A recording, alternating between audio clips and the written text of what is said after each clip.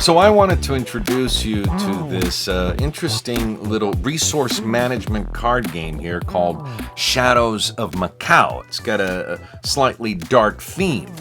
Here's the back of the box, and let me read that for you. The only way to cover up a crime is to commit another crime. Create your triad, your group, by choosing the profiles that best suit your strategy. It's resource management. And become the power behind the city. Take control of strategic places in the city and earn your rightful place as a mob boss. Okay, so you got these cool Pai-Gow tile kind of thin cards. These are going to be your informants, right? They're going to be informants. They're going to be placed in the center of the table for the players to select them. There's going to be 4 piles of these, right? You're going to divide the deck into 4 piles, and on your turn, you can contact an informant by taking the top one of these piles. I'll explain how the game is played in just a second.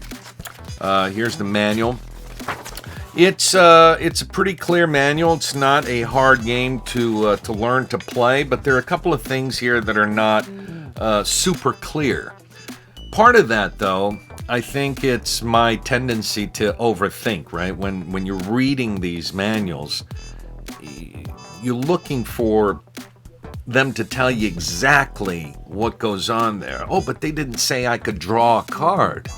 So can I draw a card when I do this? A lot of times you just have to go with common sense, right? Because if you start overthinking rules of games, you go into that rabbit hole, and all of a sudden everything has to be absolutely 100% spelled out, or, you freeze. So in this game, there's a couple of those things where you're going to read the rule and you're going to go, oh yeah, but can I still do that? Well, you just go with your common sense. 9 out of 10 times, yes, that's what you do. But it's not a hard game to play. And I'll just give you a brief overview here. And I'll start by showing you how the table's set up here for 4 players, right?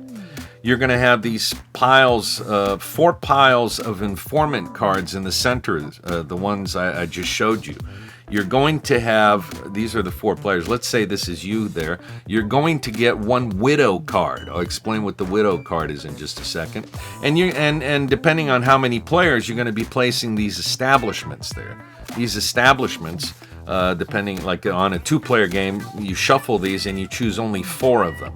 And these are available for players to get, and if they meet the condition of the of this particular establishment, you turn it over and you get victory points, because that's how you win this game. It's whoever has the most amount of victory points when the end of the game is triggered. And I might as well tell you what the end game triggers are. Let's say on a 2-player game you have 4 establishments. Once these 4 are gone, the game is triggered. The end of the game is triggered. Or if you have 7 of these cards on the red side, because you begin with them on the blue side. These on the blue side are informants, and you can use, in this case here, it tells you what's on the other side of that, right? This card turned over, once you recruit this informant to your side, it'll give you those 2 icons that you can use, right? Those resources. But on its blue side, you only have 1 gun that you can use as a resource, okay? And when you use it, you have to discard this card. I'll show you how you recruit. You contact the informant and then you recruit. But I'll show you how that's done in just a second. And for this card, for instance, you have to meet that requirement, like those 2 money, to be able to turn them over. So on your turn, you can do one of 3 things. You can contact an informant, which is to grab an informant. Like I said, there's going to be 4 piles of these cards with their blue side up, and you can only take the top card of one of the 4 piles. So that's contacting an informant. You bring that card to your side. The other thing that you can do on your turn is to then recruit. That means you pay the resources here of this card, for instance, to be able to flip this card over. Okay? Or, you know, you get an establishment, which is these cards I just showed you here. You meet the requirements here, like in this one, you need 4 dice, right? Then you can take this card and flip it over, and it gives you 6 points at the end of the game. So those are the 3 things you can do. So how do you, once you contact an informant, how then do you, you know, recruit them so that you get the victory points there? And every card has a little special condition there. You know, some of them are immediate and some of them are ongoing. For instance, this one is ongoing. This allows you to have more than 5 blue cards on your side, because you do have a limit of 5 blue cards on your side. If you have more than 5, you have to get rid of one of your informants. So this card, once it's flipped over on the red side, allows you to have one more, so you can have 6, which is great because that means more resources, right? With the blue cards. So how do you do this? Let me show you this real quick. For instance, if we were going to get this lady here, okay? This might be confusing. Let me grab another one. This one. You have that resource, right? So you're going to have, let's say, eventually you'll have a few blue cards in front of you, right? And you have that resource that you can use, but you're looking to see who you can actually recruit. Well, you need these 3 resources here, right? So we need a lantern, a die, and money. Well, let me exchange this one here. Let me get one with the money so I can show you how you do this. Oh, now I can't find one with money. Here we go. So let's say you have these 4 cards in front of you, right?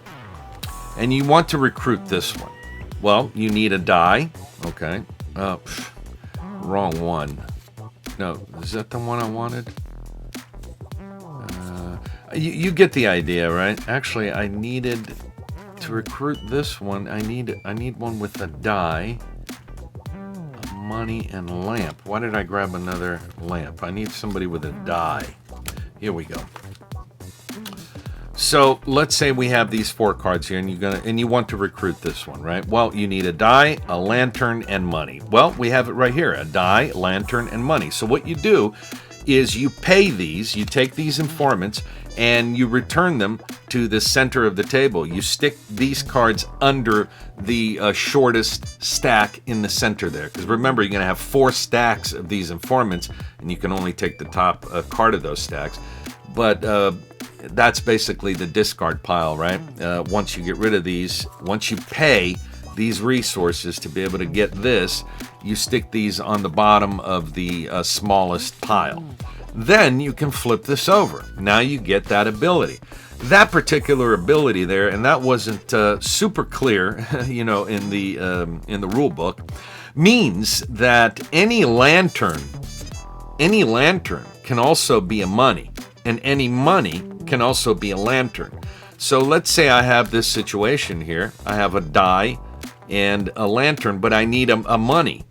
Well, if this card is flipped to the red side, you can use that special ability and turn this lantern here into a money. So that's the cool thing about that. Okay, so every card's going to have something, right? This one, you know, like I mentioned, it allows you to have one more card because you can only have 5 of these cards on the blue side, right? On your side. This one, if it's on the red side, it allows you to have 6. She allows you to, if you flip her over, if you recruit this character, of course, every character is going to give you victory points right at the bottom there. But her immediate action is she allows you, at the moment you flip her over, that you recruit her, to contact another informant. You immediately grab another blue card from the center and bring it to your side, right? More resources you can play with. So that's how you're going to be working this resource management here. And like I said, with these, you know, you got to meet that condition. And there's different ones, you know, you'll see later. But the widow, let's go back, because everybody gets a widow, right? And depending on how many players you have, a couple of these widows, because there are more widows here, you throw them and mix them in with the other informants. Now the widow, everybody gets one at the beginning of the game. What's interesting about the widow is that if you meet, she starts on the blue side. If you meet the conditions there, right? Those resources. You can flip her over, but you get -2 at the end of the game because that is a wild. That is any symbol that you want. That's any icon. It's a wild icon. So it's very powerful, but you get -2. Now, what you could also do with the Widow is you could decide to kill the Widow by putting this card over her. If you kill the Widow, then you can use that wild icon one time, just as it says there. If you kill her, you can use it one time, but then she's gone. Okay, so you can decide to either recruit her and get -2, and you can always play with a wild icon, or you can decide to kill her and use it as a one-time use, right? So every time people see a Widow in the center stacks there, people tend to grab it unless they have, like, because timing is important here, because you see what your opponents are doing, right? So you kind of have an idea of what they might be going for. Usually you're focusing on what you need, the resources you need to get stuff done, but it's a little bit of a race to see who gets some of these establishments first, because there's a lot of points here, right? Yeah, that's 6 points at the end of the game. And so, you might see one of these on top of a stack and your opponent doesn't grab it because they're in a hurry to get an establishment that's going to give them 6 points. Anyway, I enjoy this. I played it a number of times already. I like the cards. I like the characters. It's kind of fun. The theme, it's just a resource management card game. You can either get into the theme or not. Like I said, these are kind of like Pie-Gow tiles. I don't know if you know anything about Pie-Gow tiles, but it's like these long dominoes, But they're kind of in that shape, which is kind of cool. I like the shape of the cards. I like the art. The play is quick. It's not a game that's going to take a very long time to play. And by the way, there's the description of the establishment cards, right? And then back here you have what all the character cards do, and their little special abilities once they're on their red side, once you recruit them. Because again, let me make this clear, on your turn, you can contact an informant, you can recruit a new member, that means flip it over to the red side, or you can open an establishment. So I've enjoyed Shadows of Macao. I think it's a neat card game. I haven't heard a lot of people talking about this game. Seems to have flown a little bit under the radar. But maybe because there are a couple of other games that might be similar to this. I don't know. But I bought it. I've been playing it. I do enjoy it. I think it's fun. And I wanted to introduce it to you. And here you have it. Shadows of Macao. If this kind of thing blows your hair back, definitely check it out.